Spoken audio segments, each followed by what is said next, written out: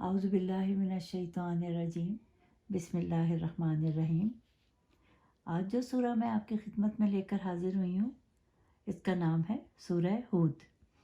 یہ 123 آیات پر مشتمل سورہ ہے۔ اس میں بتایا گیا ہے کہ تاریخ سے عبرت حاصل کریں۔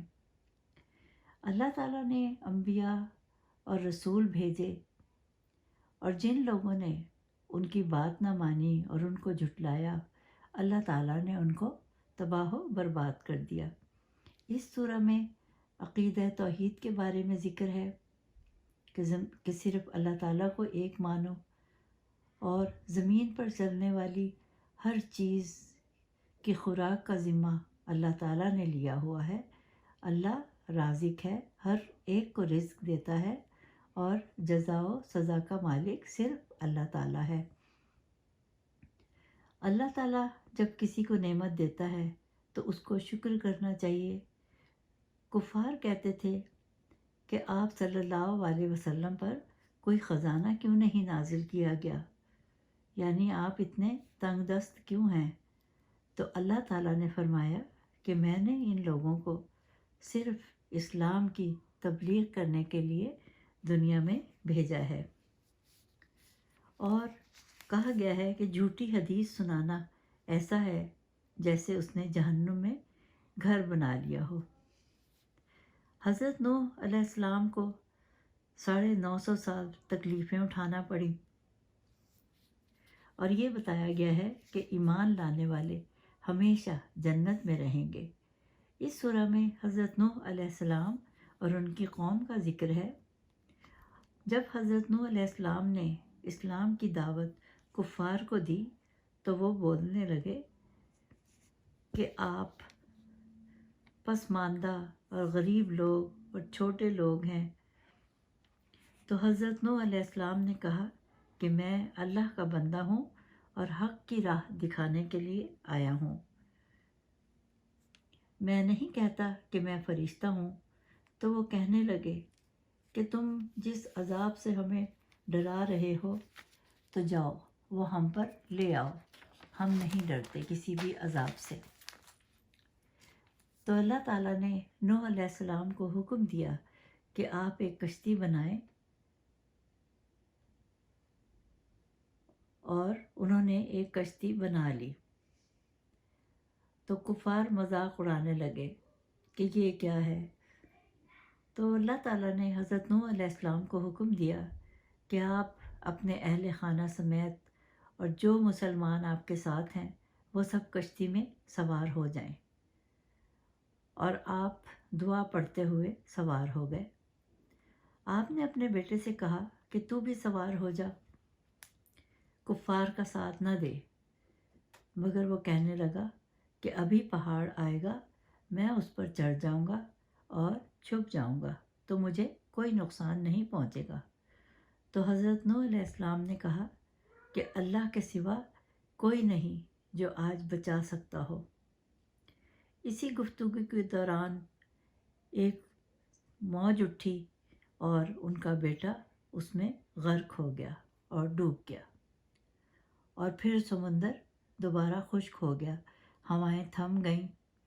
آپ نے اللہ سے کہا کہ تیرا وعدہ تھا کہ میرے اہل و عیال کو بچا لے گا، مگر اللہ تعالیٰ نے کہا کہ تیرا بیٹا تیرے اہل و عیال میں سے نہیں تھا، وہ اگر ہوتا تو تمہارے طریق پر چلتا، کیونکہ وہ مسلمان نہیں تھا۔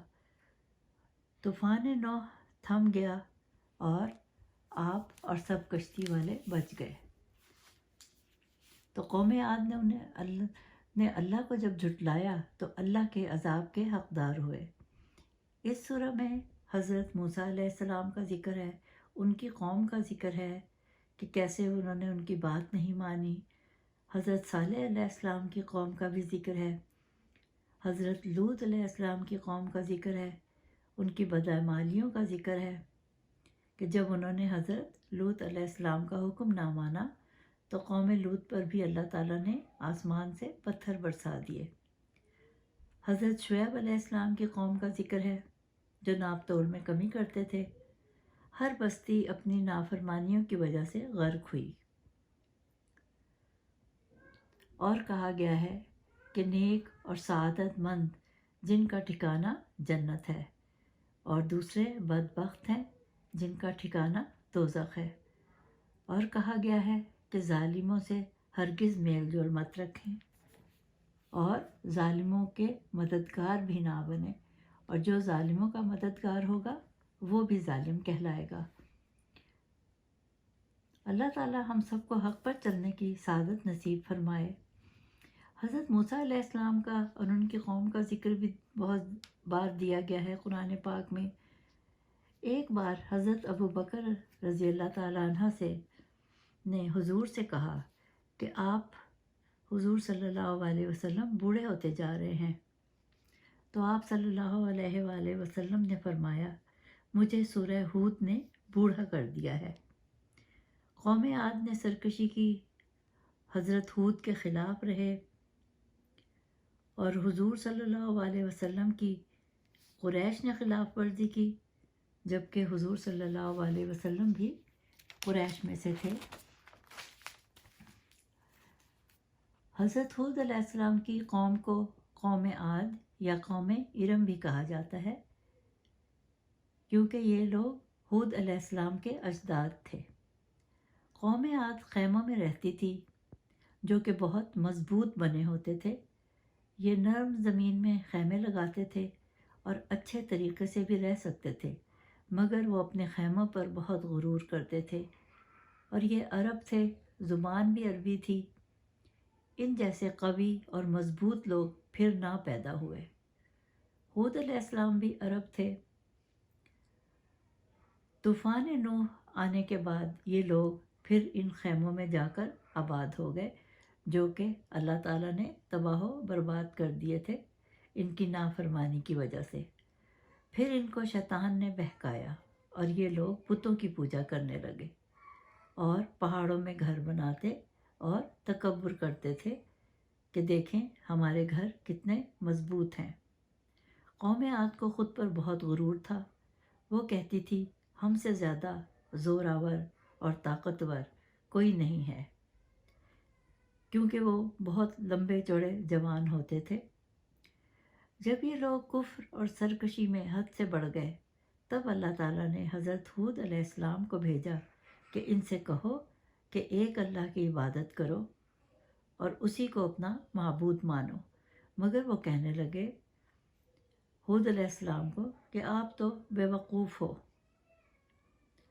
لیکن پھر بھی ہود علیہ السلام ان کو اسلام کی طرف بلاتے رہے کہ اللہ تعالیٰ سے ڈرو اور اللہ تعالیٰ کو ایک مانو، مگر ظالم قوم نہ مانی۔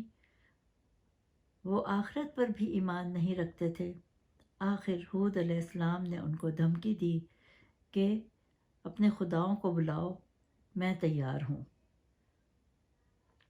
تو پھر اللہ تعالیٰ نے ان سے بارش روک دی، ان کی فصلیں، ان کے پھل، ان کی ہر چیز تباہ و برباد ہو گئی، اور آندھی ایسی آئی کہ ان کا سب کچھ اڑا کر لے گئی، اور قوم عاد تباہ و برباد ہو گئی اور وہ رسوا ہو گئے۔ اور ہود علیہ السلام کو اللہ نے محفوظ رکھا اور ان کے تمام ساتھیوں کو بھی اپنی رحمت سے بچا لیا، جو کہ آپ کی بات مان کر مسلمان ہو چکے تھے اور ایک اللہ کو مانتے تھے۔ تو یہ تھا سورہ ہود کا مختصر خلاصہ۔ امید ہے آپ کو پسند آیا ہوگا۔ انشاءاللہ تعالیٰ دوسری صورت کے ساتھ پھر حاضر ہوں گی۔ تب تک کے لیے اجازت دیں۔ خدا حافظ۔